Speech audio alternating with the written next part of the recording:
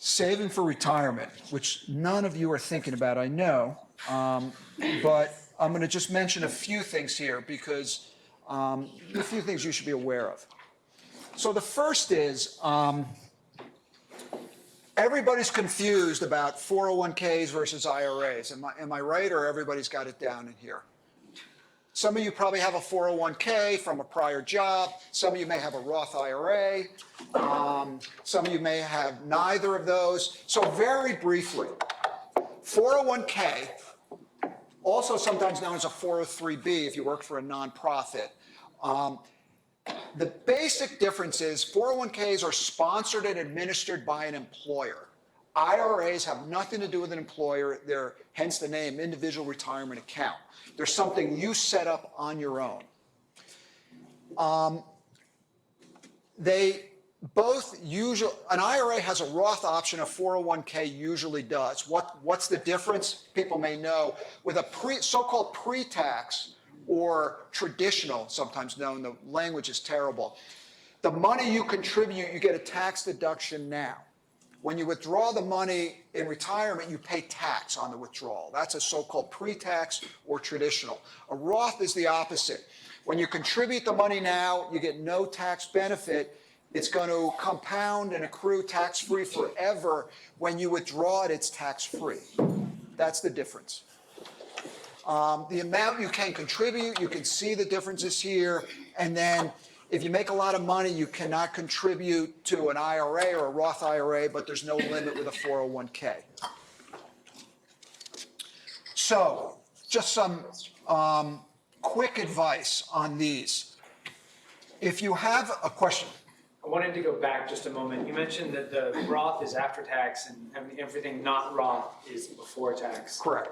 So that Roth option usually, does that depend on your employer's Correct. policy under your 401k or 403b? Depends on how the plan was drafted. Most new plans have a Roth, but old ones don't. Okay, thank you. Let's speak about HSA and using it as a saving route. HSA. Yeah. Wow, I'm very impressed. So I usually don't talk about HSAs here because people here don't do them. But HSA, for those who don't know, is a health savings account. That's what you're talking about, right? That goes along. You have to have a special insurance plan called a high deductible health plan. And HSA is the best deal going, bar none. What I usually tell people here is to do a Roth IRA. The only thing better than a Roth IRA is an HSA. The reason is it's the best of both worlds. You get a tax deduction for what you contribute, and then it accrues. So you get a tax deduction like a traditional, and then you withdraw it tax-free like a Roth. There's nothing better than an HSA. When you have medical expenses, what I tell people is don't spend the HSA if you have other savings. Leave it in there, let it grow your whole life. So it's the best tax shelter there is. Does that answer your question? Yeah. Another question. Yeah. Could you, the previous slide, I wanted to learn more about maxing out on some of these things. So should I max out on 401k and max out on IRA and max out on HSA? Could you talk about how maxing out affects all these things? Okay, I'll talk about it here. And then you had a question? I'll get to it in a second. So if you have a 401k at work, some employers have good 401k, some have bad. I don't have time to get into details. In general, if they have a match, you absolutely have to max out the match.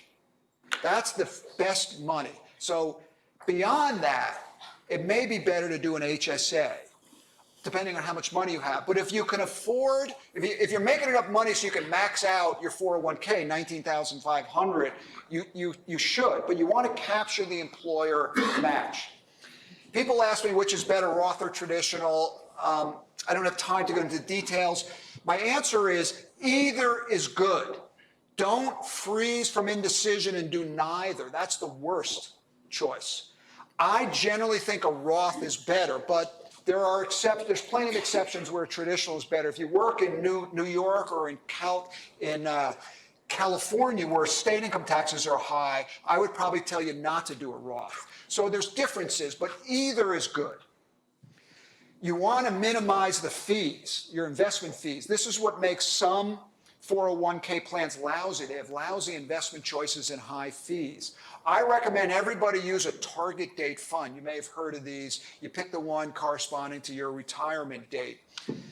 I recommend when you leave an employer, you always roll over your 401k into an IRA, Roth to Roth, traditional to traditional, and just keep doing that. It's good hygiene throughout your working life.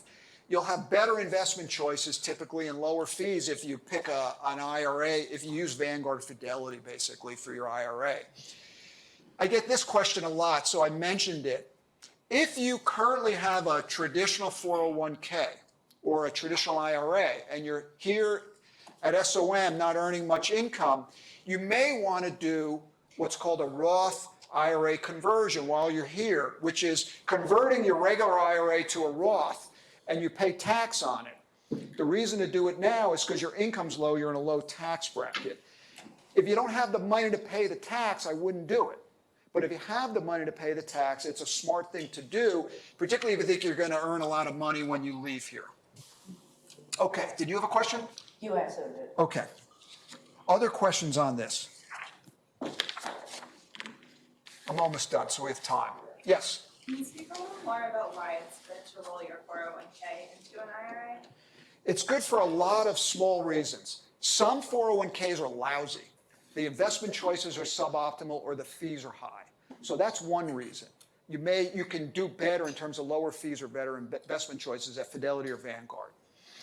A second reason is you're going to go through life probably with a lot of employers, and you don't want to be like some of my clients who come to me with a manila folder full of old 401k statements, and they don't know the passwords, and they're all over the place. You have a mess on your hand. So if you get into a good habit, you'll always have, well, essentially what I have two IRAs. I have a Roth IRA and a regular IRA at Vanguard, and I've rolled over my 401ks throughout my life, so it's easy to manage. And then when you get old and you're not quite as sentient as you are now, the last thing you want to do is have a mess on your hands with this stuff all over the place. And when you have to take the money out at age 72 now, it's easier if they're all in one place. And I'll add one more reason. If it's a regular 401k, it's easier to do a Roth IRA conversion if you decide to, from an IRA than from a 401k. So there's a lot of small reasons to do it. Don't roll over your old 401k into your new employer's 401k. I think it's a bad idea, even if it's a good one, because you can't ever get the money while you're still employed there. Once it's in, it's in.